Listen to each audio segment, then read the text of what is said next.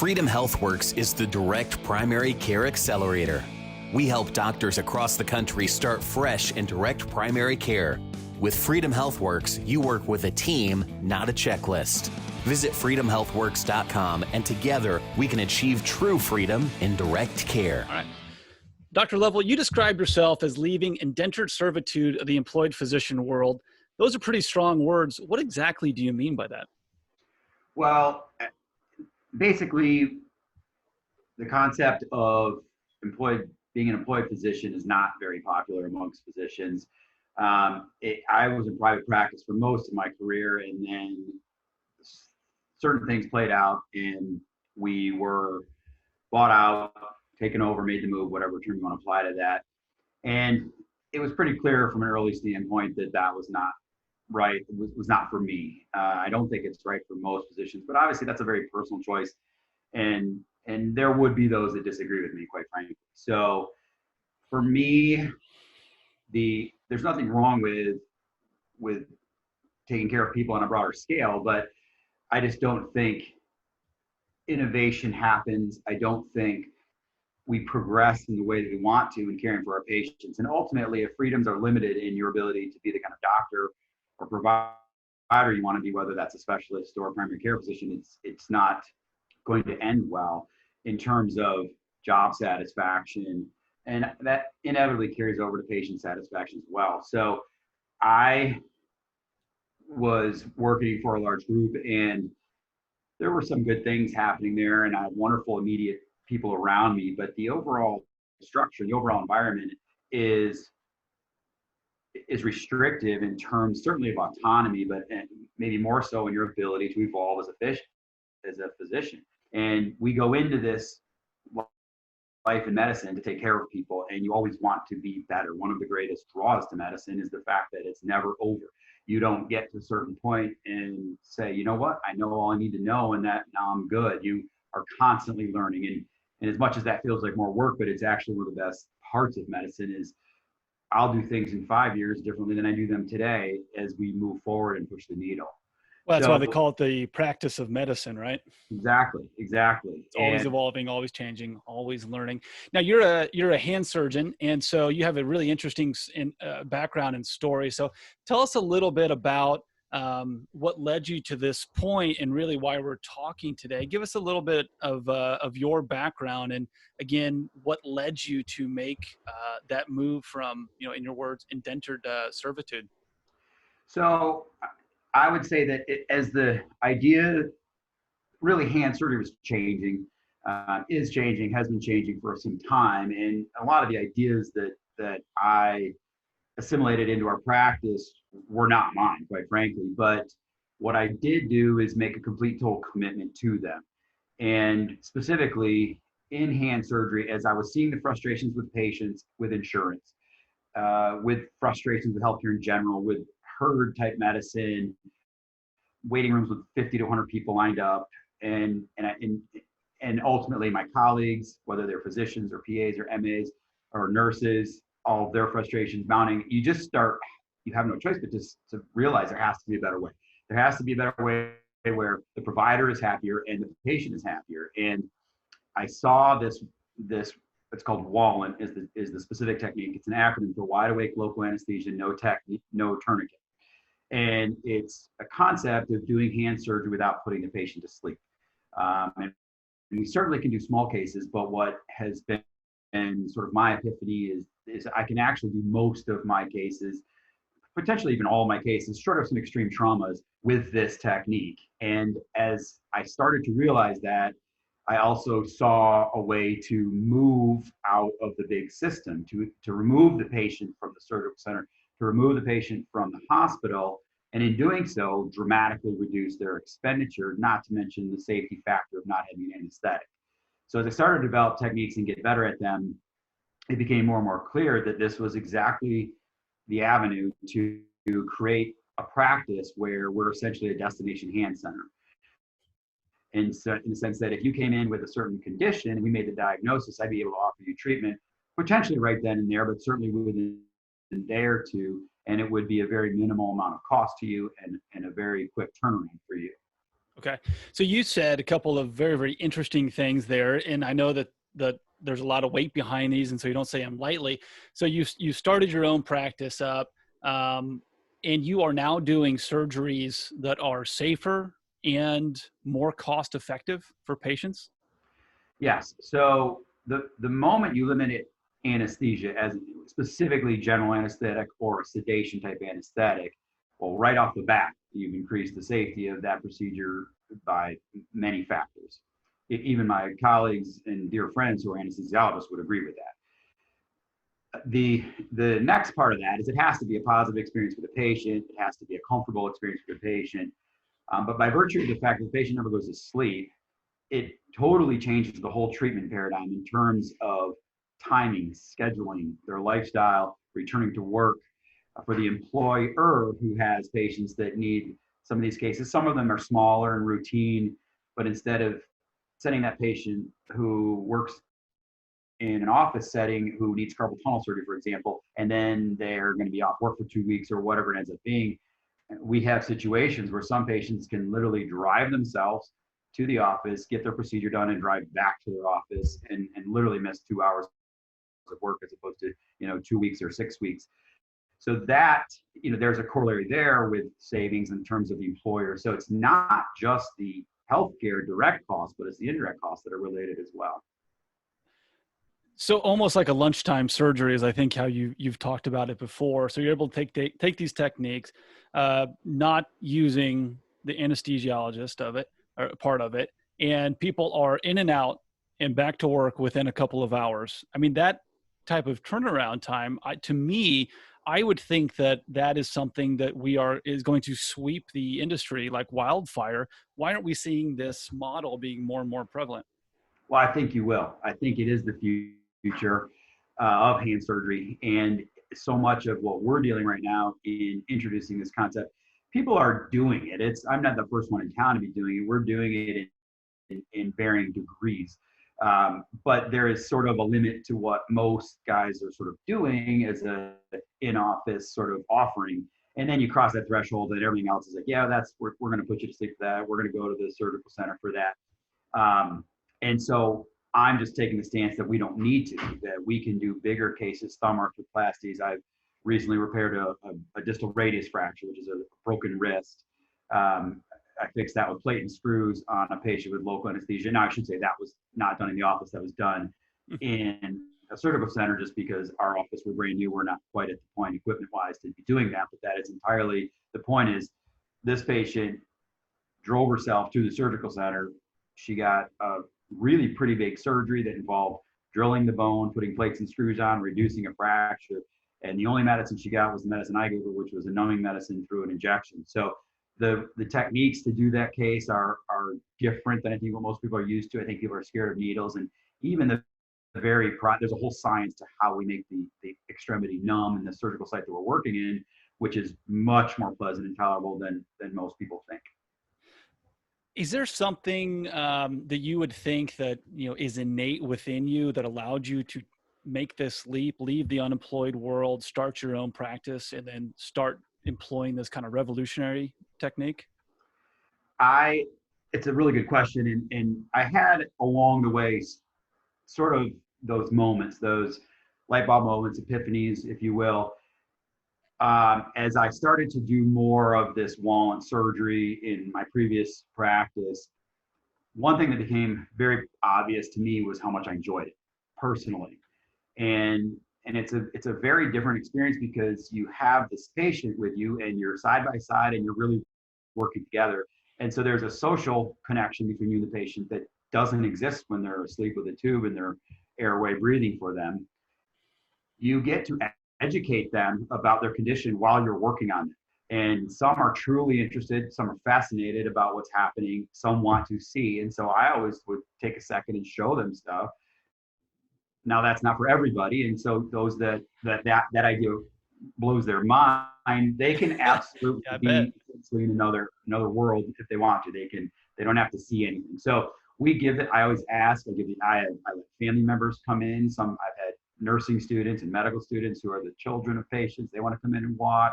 We'll mask them up and take their appropriate steps, but they'll watch. And so what happens is those patients that do get to see their tendons working in their hand before we close them up are very excited. They basically smile ear to ear. They're fascinated. I had a science teacher take a video of his tendons working up and down in his wrist. Really? Wow. And he shared that with his 5th grade class, and apparently got in some trouble because some of the kids were a little grossed out. But the point is, you get to have it's a very different interaction. But beyond that, the safety, the cost effectiveness, and I think, coming back to the work that you guys are doing, we open this office. We have 4 dedicated surgical rooms, and we have capacity to do great things here. And as we were formulating our plan, it's a pretty radical concept to do something like this and go straight cash. And so as much as I followed your work and the work of the DPC movement and feel relatively well educated on that, because we can drive our prices down so low, we're almost there, but we're going to have literally a price list for the procedures by procedure, all encompassing, no surprise billing in the back end. So a patient can literally look online and say, if I go there and I have that thing done, it's going to cost me that, not $1 more, not $1 less. And even so, we take insurance. We're working with that for now, and all of the hassles that is. But even my insured patients, in fact, especially my insured patients, some of them have such high deductibles that they look at our price list, and for them, it's going to be significantly less expensive to just pay the cash price than to run it through their insurance. So it's been very enlightening to see people kind of figure that out. And I do think that the cash pay movement with the growth of DPC, and then the other obvious target audience are the employers who are moving away from traditional insurance, and they need specialty care. They're kind of finding their way. The bigger Walmarts and Amazons are bringing physicians in-house, but specialty care is probably not something that they're going to do. But I would like to serve as a model for that, where they could call me up and say, hey, if we've got a person who needs a carpal tunnel, let's agree to this price or this, this procedure. And then there's just no guesswork. It's so simple. It's a phone call and we line it up and we do it. And so that's been really fun for me to kind of see people's reaction, whether they're an employee, and come in and say, I was going to have my carpal tunnel done years ago, but I couldn't because I couldn't miss that much work. You're telling me I can come in on a Friday and go back to work Monday. The education component is absolutely amazing. And I love that you talked about that and actually having a conversation with your patients, educating them.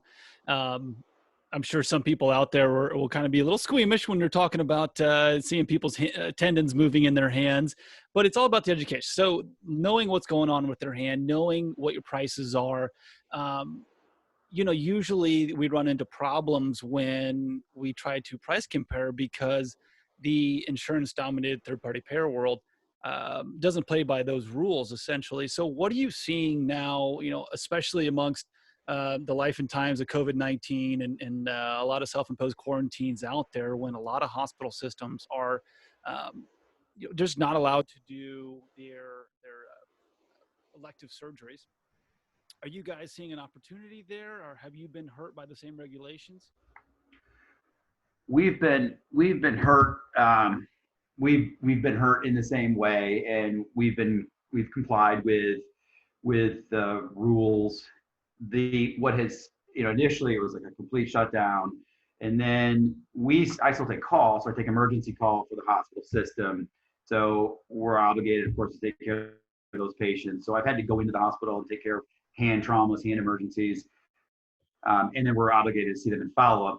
So we've just done that to the best of our ability with social distancing and masks and the alcohol wipes on the hands. What we've seen lately, and this has been somewhat surprising, is we had about 30 to 35 surgeries scheduled for here in the office that we had to call and cancel and put on hold. And quite frankly, we have those patients who've kind of had it and they're hurting, and they want, even if it's something simple like a trigger finger, to an endoscopic carpal tunnel release, to a dequervating release, these things that we do readily in the office, and they're just literally in so much pain. They're calling us and saying, please, if you're willing to see me, I'll sign a waiver, I'll sign a release. I just would like to come in and get this done. We had a lovely 85-year-old woman that I had booked for a trigger finger release right before we got shut down, and she called. She said, I'm very nervous about coronavirus. Is there any way you can still treat me? And so my wife and I, who's my partner in things, she's an RN. We came in, just the two of us, and opened up the office, brought her in, and we were masked and gowned and gloved the entire time, as was the patient. So we did everything in our power to keep it safe for her, at the same time take care of her. So we've had some people, same thing. I had a dentist call me up who has carpal tunnel and he was waiting to get it taken care of. He called me and said, I can't wait, and I'm basically working part-time myself. This would be a great time for me to get this taken care of. So we've complied with our governor's rules and the rules that of the road. But what we're realizing is, even though there are things that are quote unquote non-essential or non-emergent, doesn't mean they're not bad or painful or disruptive to people's lives. And we've really seen that in the total joint population. And we've got total knees and total hips that I still perform that surgery. And our patients that we had to cancel have called us. And so finally, we're at a point with, at least in West Michigan, where the hospitals are starting to open up to the more severe cases and understanding that, yeah, this is important. We need to take care of these people too.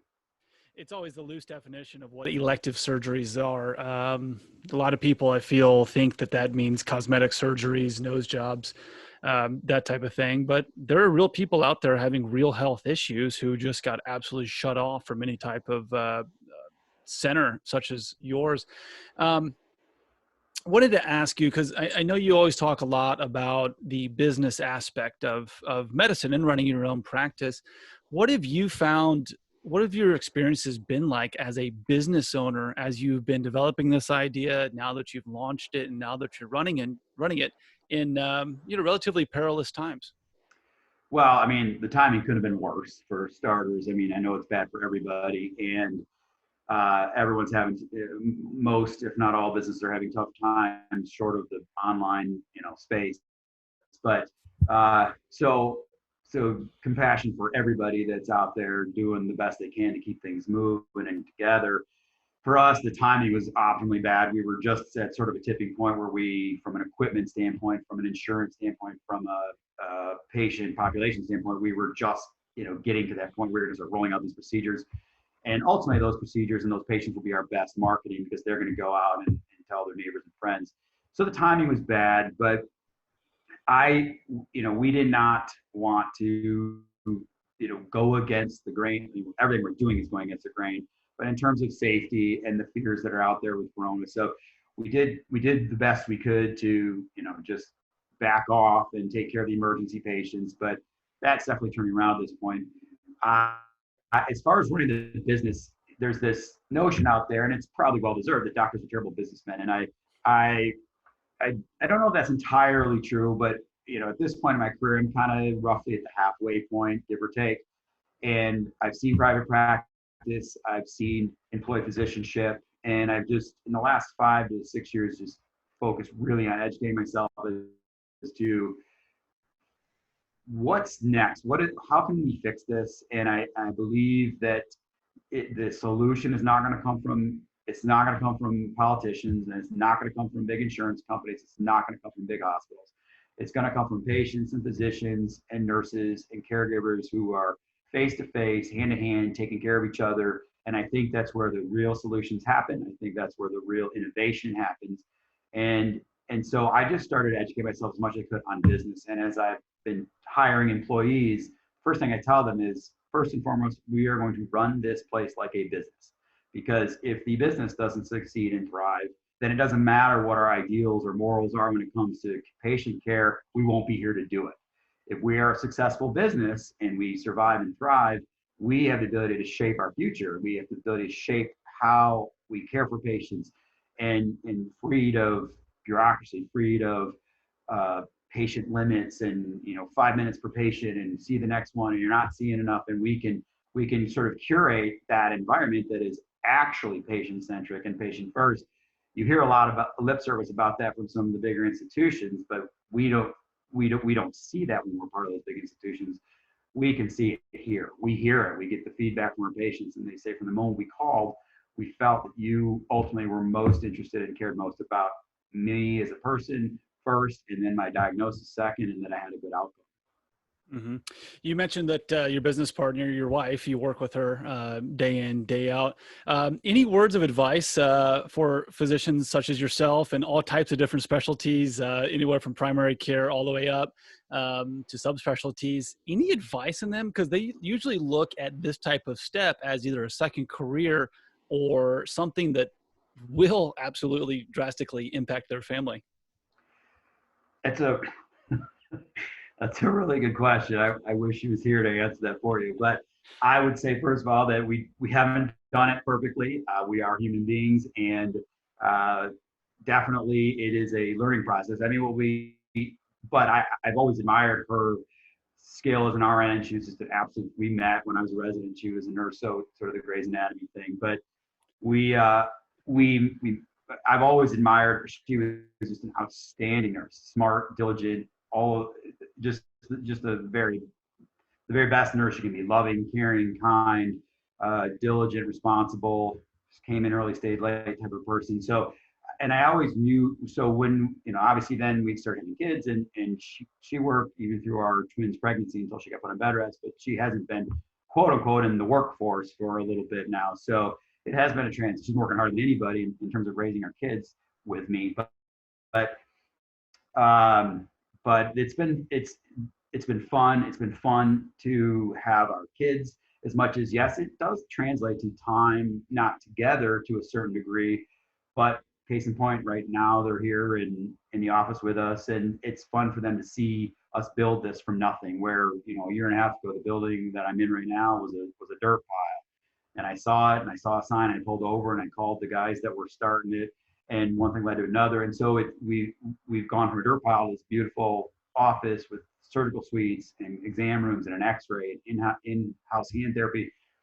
And so, yes, has it been hard at times? Have we had nights where we've been downtown meeting with architects and we've had a babysitter at the house? So all of those things are real and true.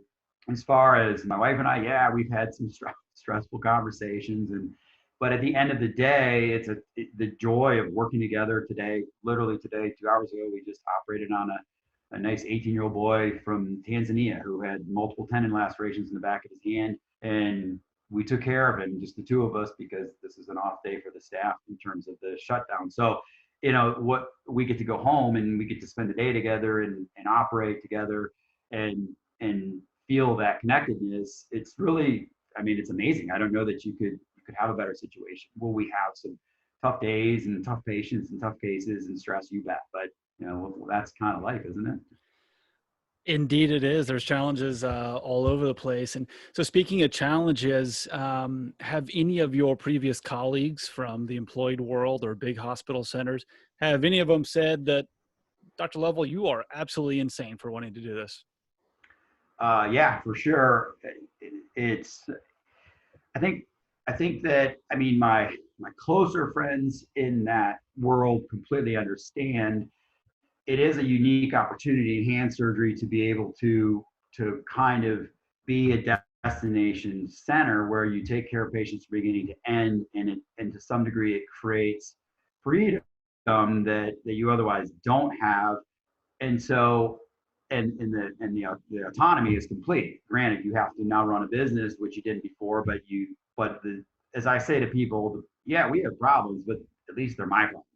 They're not somebody else's problems just being shoveled down towards me. So I have dear friends that I'm very close with. There's a lot going on with them right now too, and I've met with several of them to help them sort of navigate the stresses that they're having and what's happening with their current situation, and maybe serve as a mentor, maybe serve as a sounding board, maybe serve as just a friend and say, I know it's tough right now, and try to be giving the best advice I can.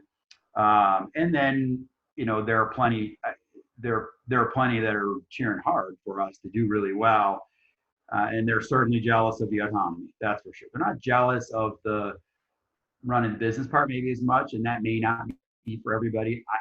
I personally really enjoy it, and it's kind of a different way to expand your skill set. So, but I've stayed very connected to the ones I was close with, and probably almost gotten closer with them as I've in this position, because they're looking at me as, well, he did it. Why can't I do something like that too? That's fantastic. It's always helpful to have some cheerleaders, even if they're not in the trenches with you all the time, but they're Right. there giving you some encouragement. Would you say that, we've talked about how you're able to educate your patients a little bit more and be a bit more active, follow-ups, that type of a thing with them, real actual conversations. Would you say that you've been more active within your broader community? I mean, are there other ancillary benefits to the social aspect and to the people aspect that your practice has brought you now? Absolutely. I mean, it's been really fun to. I've had people reach out to me that I didn't know at all, who kind of heard about what we were doing, whether they're in industry or business or otherwise. I really want our office. We have a really beautiful space that we kind of designed it together with the architects, and then my wife, with the help of a very talented designer, kind of went through and curated the feel and the style. And our goal was, warm and inviting and modern and high tech, but not necessarily extravagant. And they've done just an awesome job. It's a beautiful space, and it's a big space that we really hope to have meetings and conferences, and love to have Freedom Healthworks come to town and have a seminar on DPC and the DPC movement and be the host. I mean, and educate.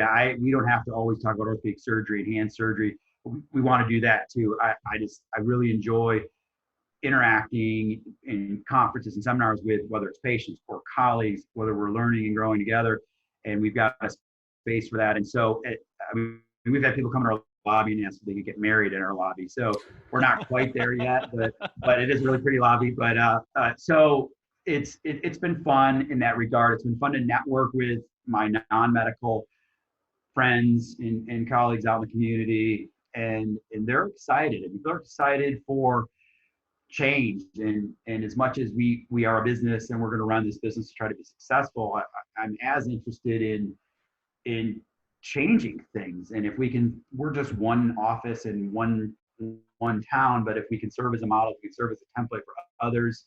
I owe a lot of inspiration to Dr. Keith Smith. Mm-hmm. A nice phone call with James Donovan recently, and I know you know those guys well. And I just think that the people that are migrating into this idea of a free market world in healthcare are all entrepreneurial in spirit. They all have big ideas and big dreams, but it's still one brick at a time. And so maybe we're just another brick. What I feel like we're doing different in the sense is offering specialty care for a cash price, which is different. It dovetails nicely with the DPC movement, but I think something that is missing out there. Yeah, absolutely. And that's kind of the next frontier in direct care. But wanted to ask you, so what are your patients' reactions when they first call you, say, hey, I learned about the Lovell Hand Center. I'm not really sure how this works. I have XYZ insurance. What are some of those conversations like? And then how quickly do they realize that, oh, wow, this is actually better for me? When they come in, I mean, obviously we're friendly on the phone, but when they see the space and they see what we can do, they light up. I mean, it's interesting. You can tell somebody what you're doing and they kind of nod their head and say, okay, I get it. But until they actually either go through the process. So, I mean, our very best fans are the ones we've already taken care of and operated on, but even the ones we haven't, see the potential, and then they understand when we downsize the process, when we carve out these expenses that brings no value to the episode of care, but it does add a ton of expense, not to mention inconvenience and delays, and having to schedule in another place where we work out of one schedule, our schedule, one provider, one bill. If you're paying cash, you know the entire bill before you ever decide to do it. It's a total novel concept, and there's no surprise billing, there's no back end billing, there's no, ooh, we forgot about this. And that is then, and people kind of hear that and they go, wait a minute, so let's just pay that and that's it, and then we're done. That's it, you're done. And it's funny to see their face. They kind of look at me like, what are you up to? I'm like, no, that's it. Like, too good to be true, right? Yeah, and so honestly, it's so much easier with the ones wanting to pay cash versus the when you factor in insurance, it gets really tricky because then and I will say that we've been able to get an audience with the insurance companies and kind of educate them as to what we're doing so that we can work out more reasonable pricing on things. They're benefiting tremendously because the cost for me to do the same procedure here versus for me to do the same procedure down the road at an institution is sometimes one third, sometimes a quarter, sometimes less than that. Oh, I So bet. they're incentivized too. Yeah. So even when we do work with insurance companies, they're benefiting from their patients being taken care of here. Yeah. Do you find it difficult to have more of an episodic? And you mentioned, that you're one of the few specialists, relatively speaking, going in more or less the direct care route. And a lot of that is because the primary care is flourishing right now because of more of a membership type of repeat business models. They're able to build around that. Do you find difficulties, in a lack of a membership type of a model and just episodic, and then kind of follow that up with what's your reception been amongst the local direct primary care community? So you're absolutely right. As I was educating myself through your work and your podcast, as well as others, Dr. Eric Larson's a local anesthesiologist in town who has a podcast that I've learned a tremendous amount from. And as I got thinking about it, yeah, I'm a ultimately orthopedic surgeon, a hand surgeon, and you're not going to have people subscribe because hopefully they never need my services. But so it is. You've hit the nail on the head in terms of the difference between a specialist versus your primary care. So that's where if you can drill your costs down, suddenly that episode of care, instead of being a $7 or $8 or $9,000 hospital bill or a $6,000 surgical center bill, suddenly a $2,000 bill. And even though that's a lot of money, people with health savings accounts or people who just plan and save, and it becomes a much less expensive prospect to get their care with or without insurance. And so that's been the basic learning, is that if you just make it available and you're transparent right out of the gate, it's there. You kind of part the get rid of the clouds and all the murkiness that is tied to the interaction. And I found that patients are very receptive to that. Yeah, it sounds like you're beating your competition on price and quality, which is a good stepping stone into longevity and success long term there. So speaking as far as the local direct primary care community goes, are you finding that a lot of the primary care doctors are happy and willing to refer patients your way, or do they just tell patients to, hey, if you have catastrophic insurance, go figure it out? Yeah, of course, I actually met with two different groups by Zoom during the initial Corona lockdown, and they're ecstatic because they don't really, as much as they believe in what they're doing in terms of the DPC model, when it comes time to say, it's time for you might need surgery for this thing, and I've done what I can for you in terms of medical management or maybe splinting and bracing, but now it kind of looks like you might need the next step, and that might be an operation. And granted, in that population that's already going to the DPC, they're planners, and so they have savings accounts to deal with these incidental things that may crop up. But nonetheless, they are 100% excited to know that, hey, here's a place where I don't even need to go there. I can look up online and check the price online, and wow, that's well within the budget, and I'm going to call them up and go there. So their feeling is if they need specialty care, particularly hand surgery, then they're going to send them my way. Because they don't really have that anywhere else. I mean, and I think the DPC movement, it's growing in West Michigan. I certainly haven't met with everybody, but that's on our list to have sit downs and just educate them and say, we'd love to take care of your patients, and we just dovetail perfectly with what you're doing, because you by definition have patients coming in who have chosen to pay cash for their health care. Yeah, exactly. People are already in that right mindset, but it doesn't sound like you're limited to West Michigan either. Domestic medical tourism seems to be popping up and growing more and more. So, let's go ahead and put the rallying cry out there for specialists and subspecialists that, hey, if surgeons are doing it, there's a reason, there's a model for everybody, right? Just got to have the motivation and the willpower to be able to get out there, be active in the community, make those contacts, and start getting those referrals in there. Last question here for you, Dr. Lovell. If somebody wants to get a hold of you to either pick your brain or learn more about your services, what's the best way to get a hold of you? We have our website has a contact form. We're actually in the process of revising it, but you can always go to get more information. The web address will not change, and that's www.lovellhand.com. And then I'd be welcome to get emails from anybody as well, which is simply my name, randy.lovell@lovellhand.com. And that's Lovell spelled Lovell. Dr. Correct. Lovell, it has been an absolute pleasure speaking with you. Wish you all the best and look forward to following all your success. Thank you, Chris. Appreciate it. Take care. Hi again, everyone. This is Chris. At Healthcare Americana, we're always on the lookout for great stories to tell in the healthcare industry. And we'd like to hear yours.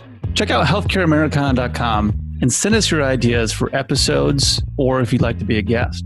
Thanks again for listening. Hope you enjoy it.